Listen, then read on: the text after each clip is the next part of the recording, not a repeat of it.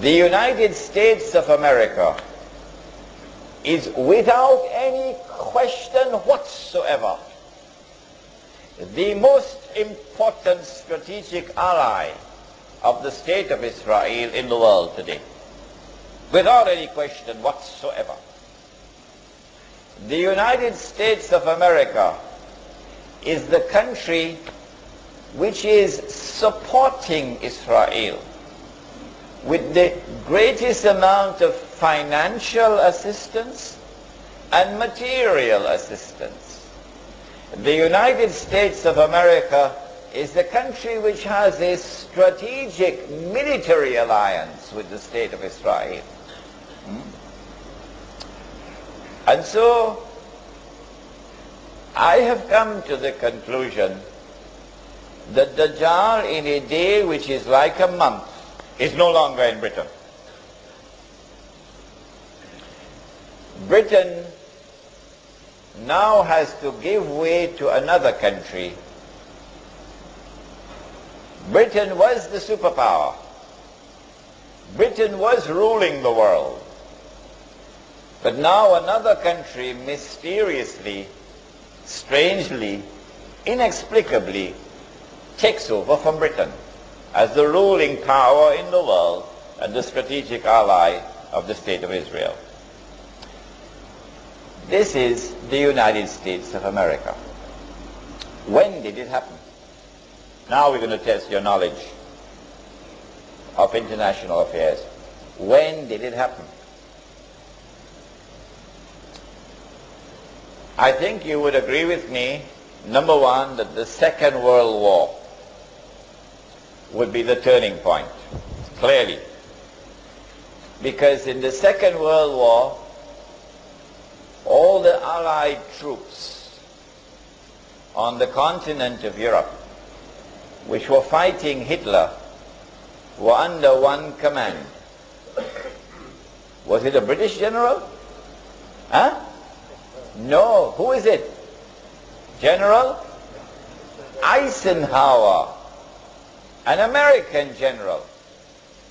And so here is tangible evidence that the United States has now taken over from Britain as a senior partner. Evidence number two. At the end of the Second World War, in 1945, the international community came together in a conference in Bretton Woods in upstate New York to create a new international monetary system. Prior to this, Britain, London, was the financial capital of the world. Ever since the Bank of England was established maybe 200 years earlier, London was the financial capital of the world. And the ruling currency in the world was the British sterling pound. His Majesty the sterling pound.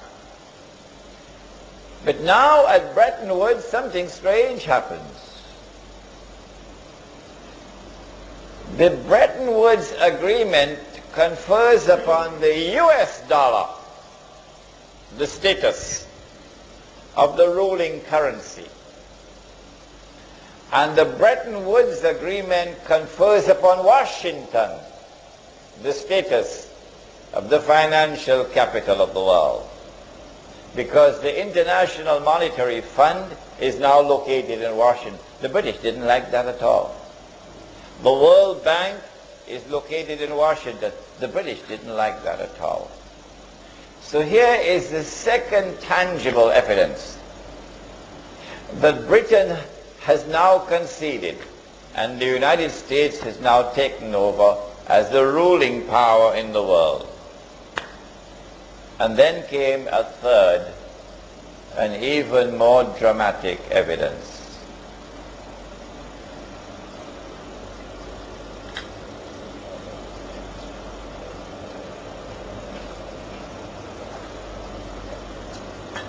In 1952, a revolution took place in Egypt, and the Egyptian king Farouk was overthrown by the military. The military put General Muhammad Naguib, or Najib, as the president. But he was like a figurehead, really, because there were a group of officers who really controlled the thing.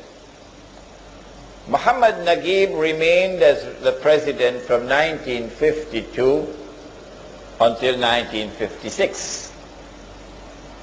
But in 1955, there was a very important conference of Asian and African states which took place in a city in Indonesia.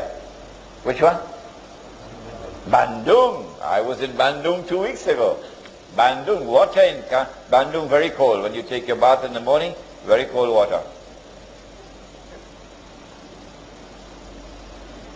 At the Bandung conference, it is not Muhammad Naguib who goes to represent Egypt, but rather a man named Gamal Abdel Nasser. That's a sign of who is in charge.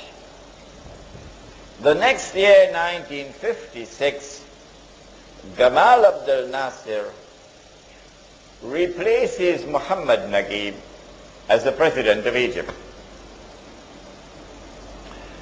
Shortly after that, same 1956, he nationalized the Suez Canal.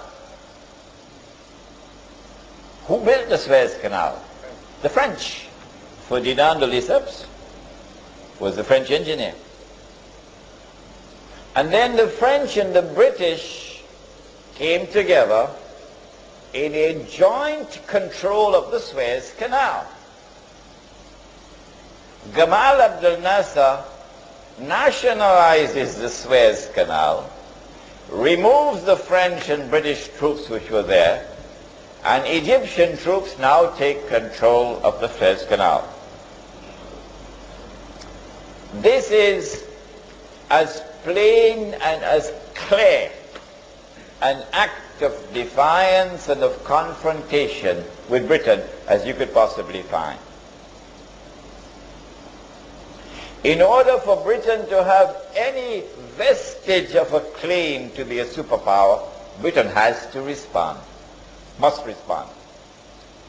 Well, what Britain did was, strangely, mysteriously, Britain kept the United States out. And the British and the French joined with Israel. And these three countries invaded Egypt. They landed in Suez and they took control of Suez. And the Israeli army swept through the Sinai Peninsula and took control of the whole of Sinai. And the Israeli army reached to the Suez Canal.